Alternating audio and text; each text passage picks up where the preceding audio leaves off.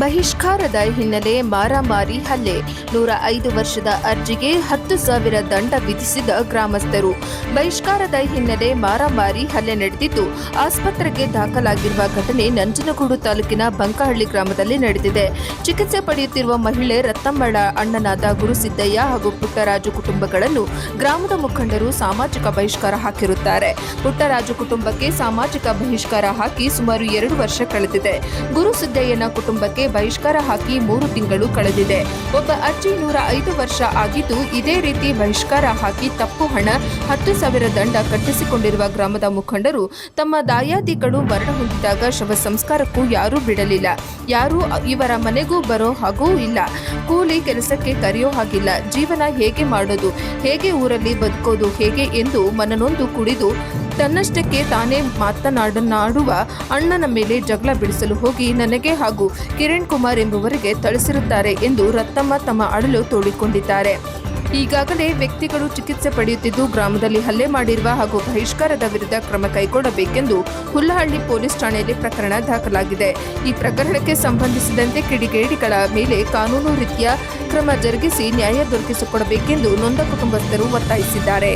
ಇದರಲ್ಲ ಕುಟುಂಬಸ್ಥರ ದಾಯಾದಿಗಳು ಯಾರು ಮರಣ ಹೊಂದಿ ನಮ್ಮ ಬಹಿಷ್ಕಾರ ಹಾಕಿದವ್ರ ಕುಟುಂಬದವರು ಒಬ್ರು ತೀರೋಗ್ಬೇಕಾದ್ರೆ ಅಲ್ಲಿಗೆ ಹೋಗ್ಬೇಕಾದ್ರೆ ಬರಬೇಡಿ, ನೀವು ಕೈ ಮುಗಿತೀವಿ, ನೀವು ದಯವಿಟ್ಟು ಒಂಟಾಗಿ ಬರಬೇಡಿ ಅಂತ ಎಲ್ಲ ಕುಟುಂಬ ಎಲ್ಲ ಕುಲನೂ ಸೇರಿದ್ದು ಹೊತ್ತಲ್ಲಿ ಅವ್ರನ್ನ ಕಳಿಸ್ಬಿಡ್ತಾರಿಂದ ಇಷ್ಟು ನಮ್ಮ ಅಣ್ಣ ಕುಡಿದು ಹುಚ್ಚರಾಯ್ತು. ಅವ್ರನ್ನ ನೋಡ್ಲಿಕ್ಕೆ ಬಿಡ್ಲಿಲ್ವಾ?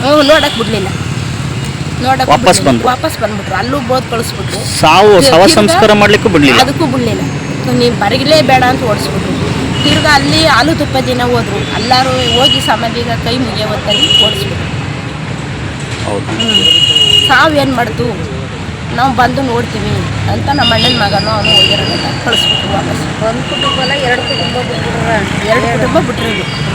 ಇನ್ನೊಂದು ದೊಡ್ಡಣ್ಣ, ನಿಮ್ಮ ಹೆಸರು ರತ್ನಮ್ಮ, ಸಿದ್ದರಾಜು ಅಂತ ಅವ್ರಿಗೂ ಸುಧಾ ನನ್ನ ಕುಂಟ ಅಣ್ಣ ಅಂದ್ಬಿಟ್ಟು ಅವ ಅಮ್ಮನ ಕರ್ಕೊಬಂದು ತಪ್ಪು ಕೊಡಿ ಅಂದ್ಬಿಟ್ಟು ಅವ ಅಮ್ಮನ್ನು ತಪ್ಪಿಸ್ಕೊಂಡು 10,000 ರೂಪಾಯಿ ತಪ್ಪಿಸ್ಕೊಂಡು ನಾವು ಎಲ್ಲಿ ಗೇದು ಕೊಡೋ ಬಾರ್ ಈಗ ಅವ್ರಿಗೆ ಅವ್ರು ನಮ್ಮನ್ನು ಹೊಡೆದ್ರು ಬೆಳೆದ್ರು ಅಂತ ಹೇಳಕ್ಕೆ ಹೋದ್ರೆ ಅವ್ರೇನು ಮಾಡ್ತಾರೆ, ತಪ್ಪು ಕೊಡಿ ಅಂದ್ರೆ ನಾವು ಎಲ್ಲಿ ಹೋಗ್ಕೊಡೋ. ನಮ್ಮ ಗಂಡ ಮಕ್ಕ ಇದ್ದಾರೆ ಗೇದಿಕ್ಕೆ ಅವರು ಯಾರೂ ಇಲ್ಲ. ನಮ್ಮ ತಾಯಿ ನನ್ನ ಜೊತೆಲಿರೋರು OAP ಬರೋದ್ರೆ ನಾವು ಇಬ್ಬರು ಜೀವನ ಮಾಡ್ತೀವಿ.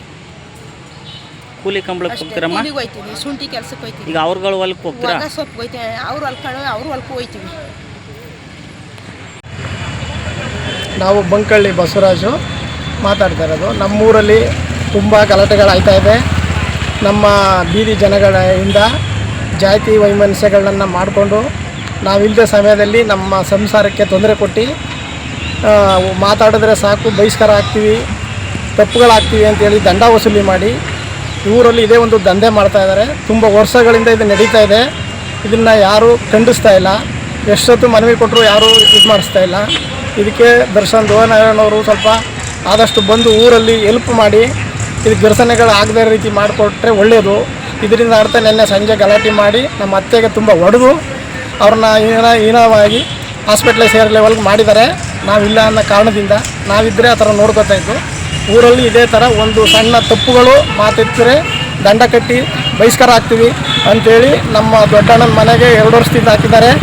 ಚಿಕ್ಕ ದೊಡ್ಡಪ್ಪನ ಮನೆಗೆ 5 ತಿಂಗಳಿಂದ ಹಾಕಿದ್ದಾರೆ. ಇದರಿಂದ ಈ ದೊಡ್ಡ ಗಲಾಟೆ ನಡೆದಿದೆ.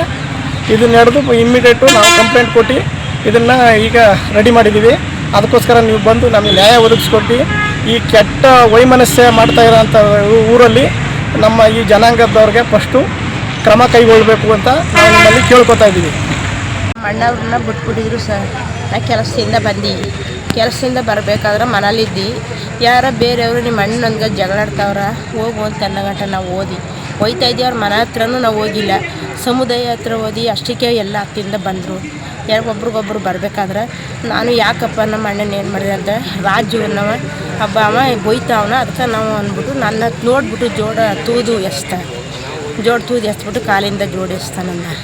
ಆಯಿತು ಬಿಡಪ್ಪ, ಏನೋ ಹಿಂಗೆ ಬಾರು ಹಿಂಗೆ ಹೇಳಿದ್ರೆ ಏನು ವಿಚಾರಕ್ಕೆ ಅವ್ನು ಚೀಟಲ್ಲಿ ಹಿಂಗೆ ಆಡ್ತಾನೆ. ಯಾವ ವಿಚಾರಕ್ಕೆ ಅಂದರೆ ಅವ್ನು ಬಹಿಷ್ಕಾರ ಸಾರಿದ್ರು. ಅದಕ್ಕೋಸ್ಕರ ನಾವು ಅವ್ರ ಮನೆಗೆ ಹೋಗಂಗೂ ಇಲ್ವಲ್ಲ ಅಂದ್ಬಿಟ್ಟು ನಾವು ನೋಡ್ಬಿಟ್ಟು ಮನೆಗೆ ಬರ್ತೀವಿ. ಅಷ್ಟಕ್ಕೆ ನನ್ನ ಇನ್ಮೇಟನ್ನೇ ಬಂದು ನನ್ನ ಹೊಡೆದು ಅಷ್ಟಕ್ಕೆ ನಮ್ಮ ಅಣ್ಣನ ಮಗನೂ ಯಾರೋ ಇಲ್ಲಿ ಹಿಂಗೆ ಓಡ್ ಬರ್ತಾ ಇರೋವಾಗ ಮತ್ತೆ ನೋಡ್ಯಕ್ಕೆ ಅಂತ ಬಂದ. ಅಷ್ಟಕ್ಕೆ ಅಲ್ಲೇ ಅವನಿಗೂ ಎಲ್ಲರೂ ಸುತ್ಕೊಂಡು ಹೊಡೆದು ನಮ್ಮ ಅಣ್ಣನ ಮಗನೂ ಬಟ್ಟೆ ಎಲ್ಲ ಇದು ಮಾಡಿ ನನ್ನೆಲ್ಲ ಎಳ್ದಾಡಿ ರೋಡಲ್ಲೇ ಕೆಡ್ದಿದ್ರು. ಅಷ್ಟಕ್ಕೆ ಪೊಲೀಸ್ ಬಂದಾಗ ನಂಗೆ ಜ್ಞಾನ ಶಕ್ತಿನೇ ಇಲ್ಲ. ನಮ್ಮ ತಾಯಿ ಒಬ್ಬರು ನನ್ನ ತಂದೆ ಕೂತಿದ್ರು, ಅವ್ರನ್ನ ಮಾತಾಡಿಸ್ಬಿಟ್ಟು ಅವರು ನನ್ನ ಎಬ್ಬರಿಸಿ ಎದ್ದು ಕೂತ್ಕಮ್ಮ ಅಂತ ಕುಂಡ್ರಿಸಿ ಅಂತ ಕೇಳಿ ಅವ್ರನ್ನ ಕುಂಡ್ರಿಸ್ಕೊಂಡು ನನ್ನ ಫೋಟೋ ತಗೊಂಡು ಯಾವುದ್ರಲ್ಲಿ ಹೊಡೆದಿದ್ದಾರೆ? ದೊಣ್ಣಲ್ಲಿ ಒಂದೇಟು, ಮೆಟ್ರ ಎಲ್ಲ ಚಿಮ್ಕಿ ಕೆಳಗೆ ಕೆಡ್ಕೊಬಿಟ್ಟಿದ್ರು, ಸೀರೆ ಎಲ್ಲ ಎಳ್ದು ಇದು ಮಾಡಿಬಿಟ್ಟಿದ್ರು.